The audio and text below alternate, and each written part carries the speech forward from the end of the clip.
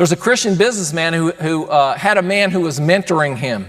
And this mentor gave him an assignment. He said, I want you to come next week and I want you to bring a black box. And in that black box, I want you to bring the one thing that is most important to you in your life.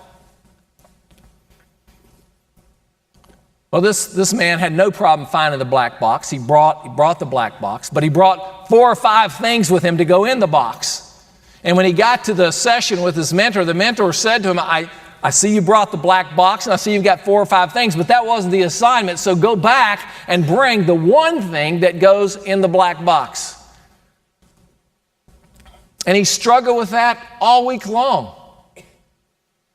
Family, friends, business, kids. And in the end, as he tells the story, he put Jesus in the black box as the one most important thing in his life. But it was hard for him. And it's hard for me. And I would suggest and guess that if you're honest, it's hard for you.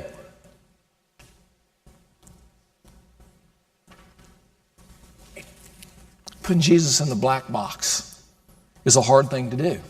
It's a hard thing for dads. We get consumed with our business. We get consumed with all of the priorities that takes, and it's hard work, and we're up early, and we're working late.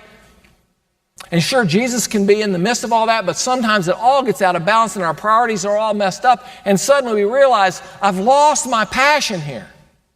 I've lost my priority and direction.